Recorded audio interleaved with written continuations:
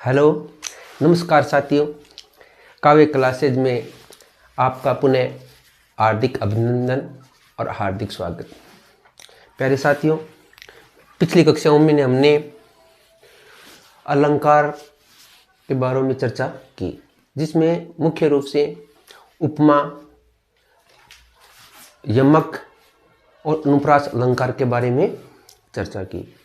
तो आइए चलते हैं हम एक और अलंकार की ओर।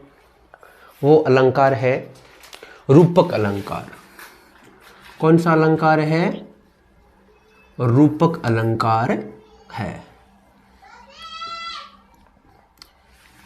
देखिए, रूपक अलंकार में क्या होता है?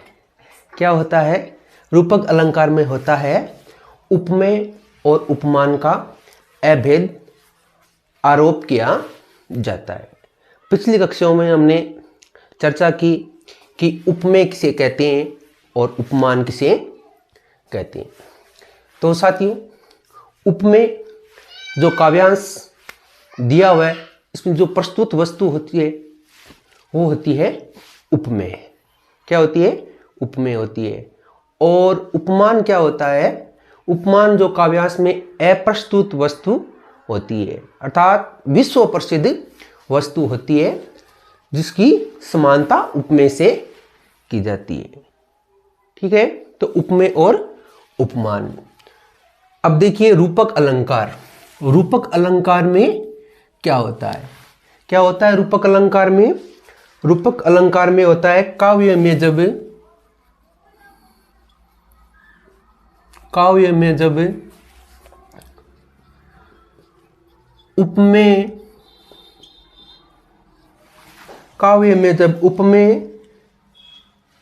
जब उपमेय में उपमान का अभेद आरोप, अर्थात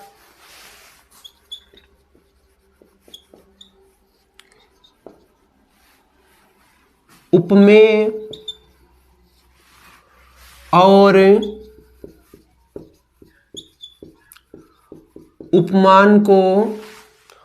और उपमान को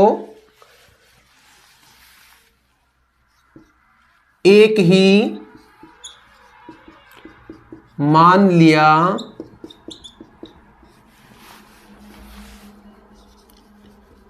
जाता है, वहां कौन सा अलंकार होता है? रूपक अलंकार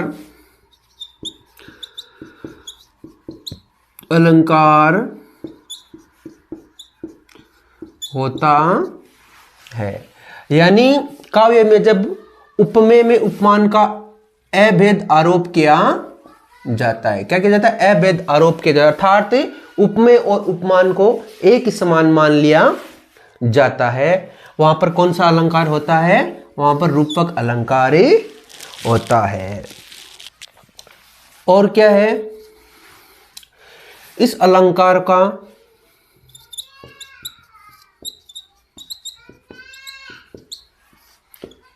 का विश्लेषण करने पर उपमेय और उपमान के मध्य रूपी शब्द आता है। इसमें क्या होता है? इस अलंकार का विश्लेषण करने पर उपमेय और उपमान के मध्य क्या आता है? रूपक शब्द आता है। तो देखिए, एक उदाहरण देखिए।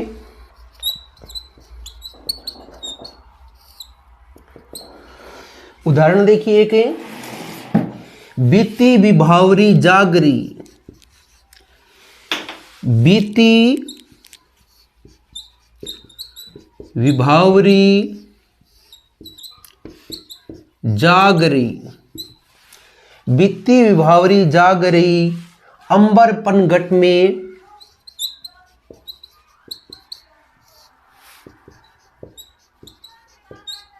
अंबर पनघट में डुबो रही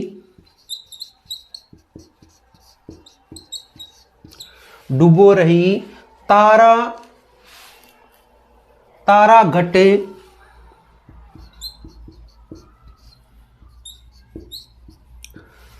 घटे उषा नागरी, उषा नागरी। तो देखिए, वित्तीय विभावरी जागरी अंबर पनघट में डुबो रही तारा घट उषा नागरी। अब देखो, बीती विभावरी, बीतेन बीती हुई, बीत रही है, विभावरियन रात्रि, और जगा रही है, जाग रही है अंबर पनघट, यानी अंबर रूपी पनघट, अंबर रूपी पनघट, अंबर रूपी पनघट में डुबो रही है तारा रूपी घट, तारा रूपी घट, उषा रूपी नागरी, उषा रूपी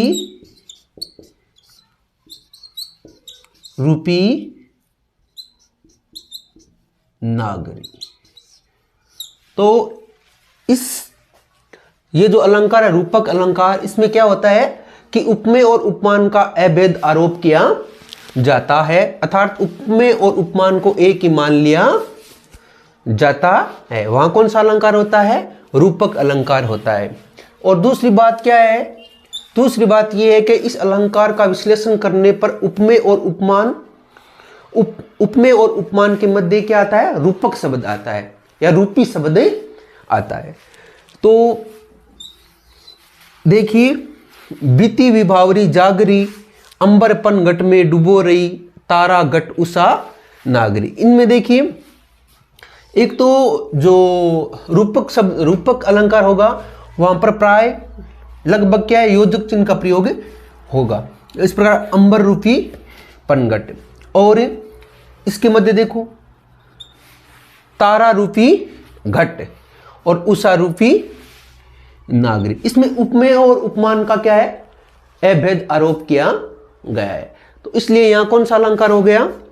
यहां हो गया रूपक अलंकार। कौन सा अलंकार हो गया? रूपक अलंकार हो गया। तो प्यारे साथियों, ये था रूपक अलंकार और रूपक अलंकार के उदाहरण। मैं आशा करता हूं कि आपको ये वीडियो जरूर पसंद आया होगा। अगर वीडियो पसंद आए तो वीडियो को लाइक करें, और जिन्होंने चैनल को सब्सक्राइब नहीं किया है वो चैनल को सब्सक्राइब करें, और अपने स्वास्थ्य का ध्यान रखें। धन्यवाद। जय हिंद, जय भारत।